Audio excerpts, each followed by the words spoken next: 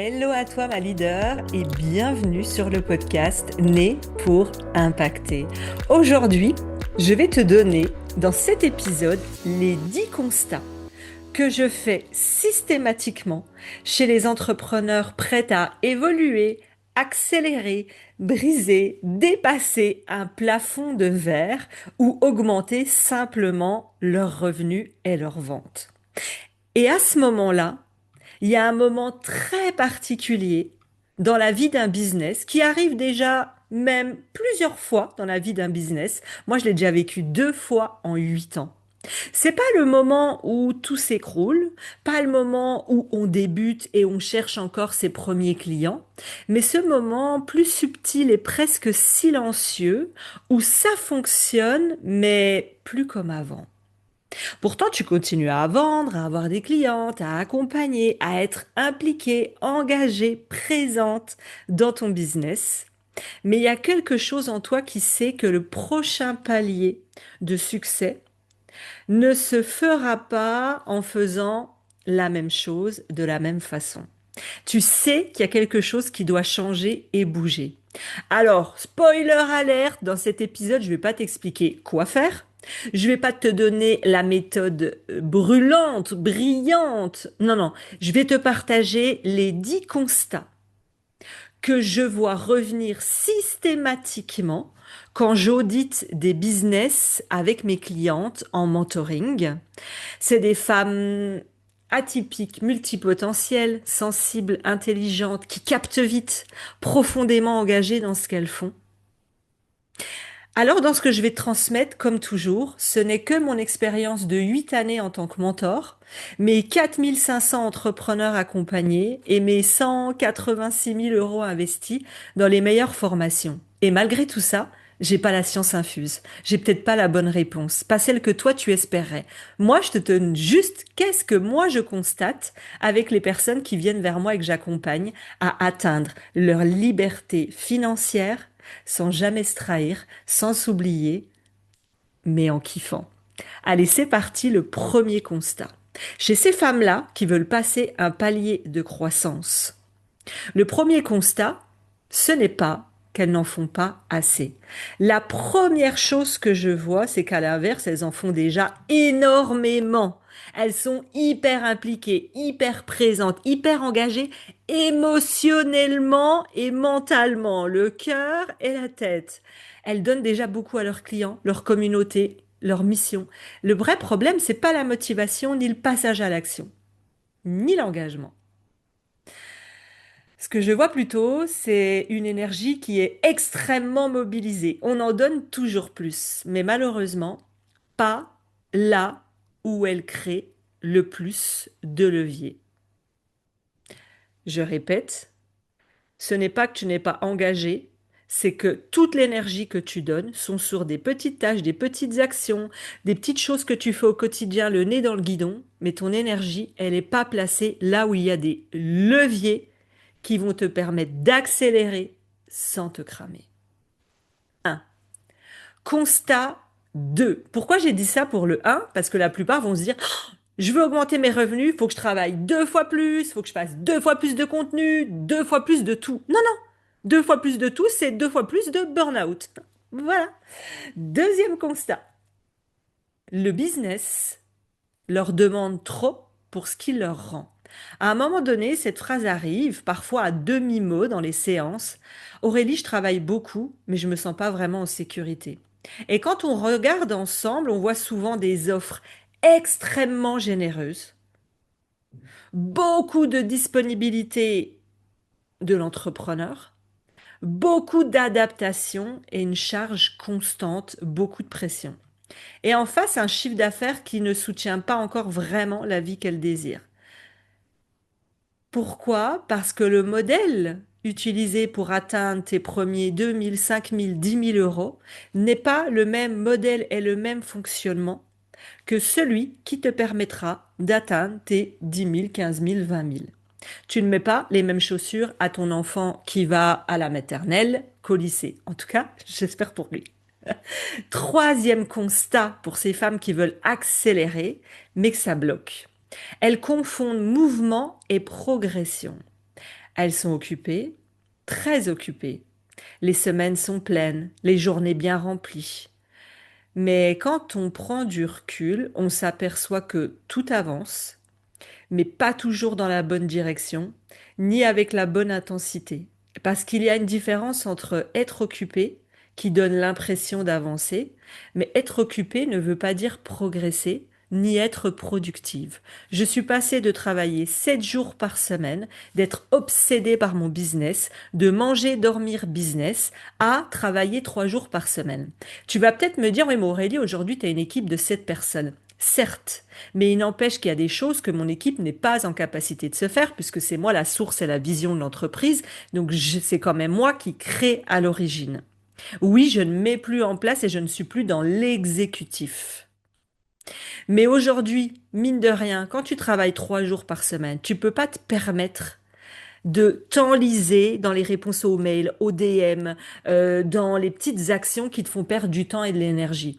Parce que la problématique de faire ça, c'est qu'en fait, tu avances sur ce qui te semble important aujourd'hui, sauf que tu oublies complètement le futur. Je te donne un exemple que j'ai vu cette semaine dans une séance d'audit business. Une de mes clientes me dit, ah bah c'est bon, je suis prête, j'ai mon lancement qui arrive dans 15 jours ou 3 semaines, c'était. Donc elle avait tout mis en place, elle était sur les emails, elle était sur la page d'inscription, sur la masterclass, sur les slides. Et là je lui dis, ok, et le focus du trimestre, c'était quoi? Elle me dit, c'était ça. Je dis, bah, ce qui est compliqué pour ton entreprise, c'est que là, tu avances au jour le jour, au 15 jours, au mois le mois. Donc là, c'est super, on est en janvier, tu as mis toute ton énergie sur ton lancement de janvier, mais tu n'as fait aucune action pour le futur. Pour développer ta visibilité x10 indécente à plus grande échelle, pour développer tes ventes x10 indécentes à plus grande échelle, ce qui fait qu'en fait, dès que ton événement se finit, tu te retrouves de nouveau, c'est vraiment comme ça que ça me vient dans l'énergie, de nouveau au pied du mur à dire, oh, vite, il faut que je recrée quelque chose. Et en fait, on est sans cesse dans cette course permanente. Quatrième constat, le business repose encore trop sur elle ou sur toi. Parce que souvent, quand tu es ma cliente idéale, tu te reconnais dans ce que je dis. Alors, quand tu t'arrêtes, ben, la visibilité ralentit, les ventes baissent, la dynamique se met en pause. Et il y a souvent cette pensée en arrière-plan. Je peux levier le pied, mais pas trop. Rassure-toi, c'est pas un échec, c'est simplement un business qui a grandi plus vite que sa structure. Si aujourd'hui tu n'es pas en capacité de te dire je peux prendre, allez, on va partir sur une semaine complète de repos parce que j'ai envie de kiffer, j'ai envie de profiter, de voyager, sans te dire mon Dieu, quand je vais revenir, ça va être le boulgui-boulga ou qu'est-ce qui va se passer en mon absence ou les clientes, c'est que tu n'as pas encore assez structuré ton business pour qu'il puisse te servir, te nourrir, te t'élever et pas te comprimer. Voilà ce qui me vient à cet endroit. Petite pause. Et là, je m'adresse à toi. Pendant que tu écoutes cet épisode, pose-toi juste cette question. Qu'est-ce qui aujourd'hui dépend encore entièrement de moi dans mon business alors que je sens que ce n'est plus juste?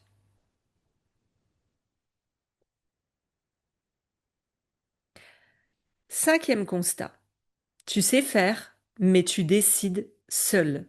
Ça s'appelle la solitude décisionnelle. À ce stade, tu sais accompagner, tu sais vendre, tu sais créer de la valeur, mais tu décides seul. Tu arbitres même seul. Ce que tu dois garder, arrêter, transformer, où mettre ton énergie, augmenter, diminuer. Et à partir d'un certain niveau, cette solitude décisionnelle, elle devient lourde. Pas parce que tu n'es pas capable, mais parce que décider seul coûte cher en clarté, en énergie, en sérénité. Et là, tu es à un stade où t'es pas tout à fait sûr.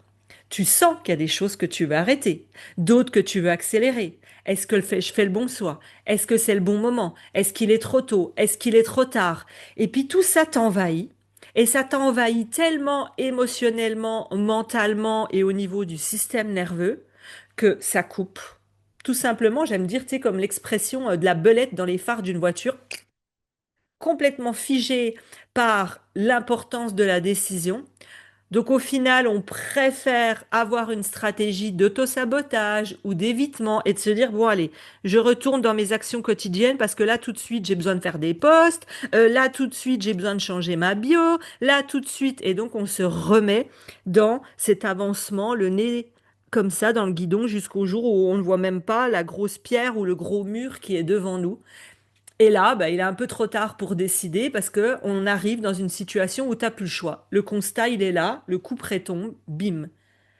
Et ça, c'est vraiment ce que je veux t'éviter en anticipant, en ayant vraiment des sécurités décisionnelles, agir, penser, choisir dans le calme, dans la justesse et pas dans l'urgence en mode pompier. Parce que décider seul, je le répète, ça coûte cher. Parce que souvent on ne tranche pas, ou on met trop longtemps à trancher, ou on se trouve des excuses pour ne pas trancher. Et quand ça tombe, ça tombe. Sixième constat, tu n'as pas un problème d'idées. Loin de là. Toi, tu as 10 000 idées à la seconde, tu as des classeurs remplis d'idées. Tous les matins, tu te lèves et même la nuit en disant, ah, ça serait trop bien de faire ça. Alors, on parle même pas de si tu écoutes un podcast, une vidéo YouTube ou que tu lis un livre. Alors là, c'est pas 10 000, c'est 100 000 idées. Des idées, t'en as, mais sans cadre clair pour trancher. Donc tout te semble intéressant, tout mérite d'être fait et rien n'est vraiment choisi. Résultat, de la dispersion, de la fatigue mentale, cette sensation d'être partout et nulle part à la fois. Et la problématique qu'il y a ici, quand on a plein d'idées mais qu'on les priorise pas, c'est qu'au lieu d'être sur des actions de ton 20-80, quels sont 20% de mes actions qui me rapportent 80% de mon chiffre d'affaires? Et ben, quand tu vas aller dans le flow, dans la créativité, à tout le temps repartir à zéro, à faire de la nouveauté, parce que c'est beaucoup plus excitant, puis ton cerveau est tellement bien fait qu'il est là pour te protéger. Lui, il aime aller là où il connaît. Donc, il va pas t'emmener vers la réussite, plus de chiffre d'affaires. Non, il va t'emmener vers ce que tu connais. Donc, bah oui, créer du nouveau, tu te sens bien quand tu crées du nouveau, t'as pas de stress, t'es heureuse. Et puis là, à la fin, le résultat, c'est dispersion, fatigue mentale, sensation d'être partout et nulle part. Et puis surtout, bah, ton business, il avance pas vraiment. Parce que t'es pas allé sur les vraies actions qui te rapportent 80% de ton chiffre d'affaires. Ça, tu l'as balayé par la créativité et les idées. T'es allé créer quelque chose de nouveau au moment où c'était pas opportun. Bienvenue! Bienvenue les idées. Donc apprendre à les prioriser et à les reporter quand c'est pas le bon moment. Septième constat, certaines croyances pilotent encore ton business. Et quand on creuse, certaines phrases apparaissent souvent, tu m'as souvent entendu le dire, si je ralentis, j'ai peur que tout s'arrête. Ou alors, j'ai bien conscience que mon écosystème ou mon modèle de vente ou mon modèle business, c'est pas le bon pour la suite. Mais mon Dieu, Aurélie, oh non, j'ai pas envie de tout déconstruire, j'ai pas envie de tout recommencer à zéro, des années à capitaliser pour ce modèle pour qu'il marche. Et si on le déconstruit, mais attends, c'est 80% de mon chiffre d'affaires aujourd'hui, c'est pas possible. Déjà, je te rassure, quand j'accompagne, je fais pas ça. On vient améliorer, simplifier, clarifier. Là, c'était juste pour apaiser une part chez toi qui te dit que pour passer des paliers, il faut tout faire exploser, jeter bébé, l'eau du bain et tout ce qui va avec. Pas du tout. Donc, les phrases qui apparaissent, c'est si je ralentis, tout s'arrête, je dois tout déconstruire, tout recommencer, j'ai déjà plus d'énergie, ma valeur dépend encore de ma disponibilité et je dois faire plus pour mériter. Ces croyances ne sont pas toujours conscientes, mais c'est elles qui vont venir décider, structurer tes offres, ton organisation, ta façon de vendre, ton rapport au temps, ton rapport à l'argent et ton rapport au recevoir, la facilité de recevoir sans se justifier et sans donner 10 fois plus. Je pose ça là. Le huitième constat. Est-ce que ce que tu vis actuellement n'est pas un problème personnel? Et ça, c'est souvent un soulagement intense de te le dire. C'est pas un manque de discipline, c'est pas un manque de sérieux, parce que souvent t'es bon élève, même si t'es un peu rebelle sur les bords, et c'est pas un manque de compétences. C'est très souvent un modèle, on l'a dit, arrivé à ses limites. Ce qui t'a permis d'atteindre ce premier palier n'est pas forcément ce qui te permettra d'atteindre le prochain. Peut-être qu'au début, tu t'es dit, bah, je vais surdélivrer, je vais donner un WhatsApp en illimité, je vais faire des comptes rendus à mes clientes, je vais leur proposer de m'envoyer des messages quand elles veulent. Bah, au début, quand tu avais 10 clientes, c'était faisable, c'était OK. Mais peut-être qu'aujourd'hui, si je te dis que je t'amène 100 clientes de plus, qu'est-ce qui ne tient pas dans ton business? Qu'est-ce qui ne sera plus OK? Qu'est-ce qui ne sera concrètement pas possible d'absorber avec ton entreprise avec 100 clientes de plus? Neuvième constat, tout est lié. Il n'y a presque jamais un seul point à corriger, c'est un ensemble, modèle, structure, posture, leadership, les priorités, la manière de décider. Et c'est pour ça que travailler un seul sujet isolé ne suffit pas toujours. Pour moi, pour revoir ton business, c'est de prendre de la hauteur vraiment comme un aigle, un faucon. Et là, tu vois l'ensemble et pas je suis focus. Le problème, c'est ma visibilité et tout repose là-dessus. Aïe, l'ensemble. Observe l'ensemble, prends du recul, prends de la hauteur, prends de la respiration et tu verras les choses différemment. Mais quand on ne se repose pas, quand on ne prend pas assez de repos, quand on ne prend plus assez de plaisir, on n'est plus en capacité de prendre les bonnes décisions à partir de la joie, de l'expansion, de sa puissance. On les prend à partir de la fatigue, de l'urgence et de la peur. Peut-être déjà que te reposer en ce moment, je ne sais pas si ça te parle, pour certaines en tout cas. Le dixième constat, ce n'est pas une méthode de plus qui fait la différence.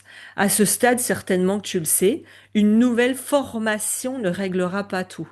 Un nouveau plan d'action non plus, ni un hack. Ce qui fait la différence pour toi, c'est du personnalisé, parce que ta situation, tes ambitions, ta vie n'est pas la même que celle d'à côté ou que ta voisine.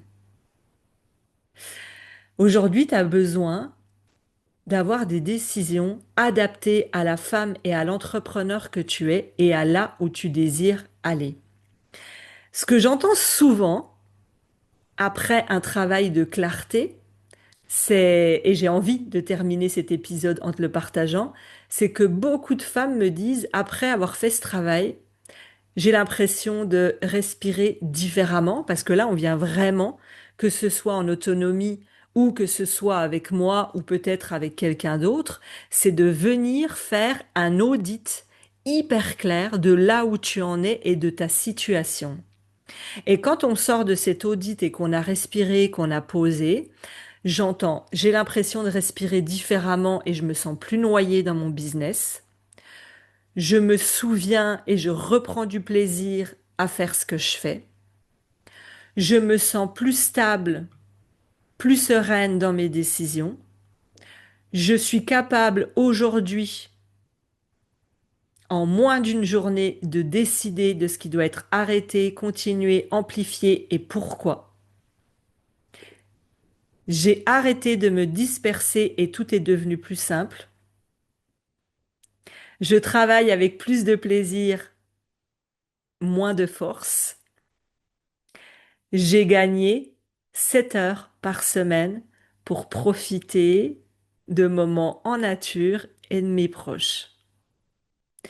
Pas parce qu'on est venu ajouter quelque chose, mais parce qu'on a remis les choses au bon endroit.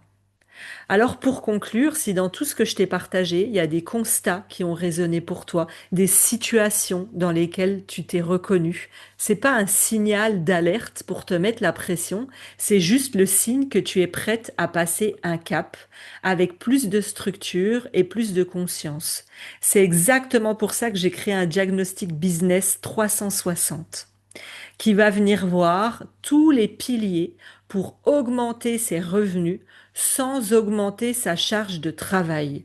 Un vrai diagnostic puissant d'une valeur de 780 € à faire en autonomie, suivi d'un coaching où je viendrai analyser, regarder, donc que ce soit sur un point de vue marketing, stratégique, avec mes 8 ans d'expérience et mes 4 millions générés, j'ai essayé tous les modèles qu'il existe. Ou que ce soit sur un point de vue énergétique. Quand les personnes se connectent en live avec moi, je capte dans leur structure énergétique qu'est-ce qui bloque réellement. Des fois, on vient me dire, ouais, mais Aurélie, mon offre, elle est pas assez irrésistible. Donc, ça fait des mois que la personne la trifouille, change le prix, change la promesse. Et moi, je viens capter dans sa structure énergétique immédiatement que la personne n'est pas prête à accompagner du groupe de cette façon. Ou que la personne a une loyauté de X. Ou que la personne se dit, ah, mais en réalité, si ça marche, j'ai peur de me cramer. Et là, ça vient chercher des choses invisibles dont tu n'as pas conscience et vraiment les vrais sujets, ils se trouvent ici. L'objectif, c'est de t'aider à voir clair sur ton business, ta réalité et ton prochain levier. Parce qu'en vrai, on le sait, c'est pas d'une formation que tu as besoin. Tu vas regarder des heures de vidéos et rester comme ça à te dire je sais toujours pas ce qui va pas, je sais toujours pas par où commencer. Non, le but, c'est un diagnostic. Là, maintenant, j'en suis où? Tu trouveras toutes les infos pour le récupérer en description. Et je te rappelle, parce que je suis capable d'oublier, je t'ai partagé 3 épisodes avant celui-ci à écouter. Idéalement, le premier, mais dans l'ordre que tu veux. Choisis celui qui te parle le plus maintenant. Je te mets l'audit en description et je te dis à tout de suite de l'autre côté parce que là, tu vas sentir la puissance d'un audit si tu n'en as jamais fait et tu vas comprendre avec les bonnes questions. Tu mets en place le bon plan d'action. Et là, tu peux enfin augmenter tes revenus sans augmenter ta charge de travail. Si tu as des amis entrepreneurs qui aujourd'hui ont déjà des clients, déjà des ventes, mais tu sens elles bloquent à un palier, à un chiffre d'affaires, elles sont un peu perdues, partage-leur cet épisode, partage-leur l'audit, partage-leur le cadeau avant qu'il ne devienne payant dans les prochains jours. À toi de jouer.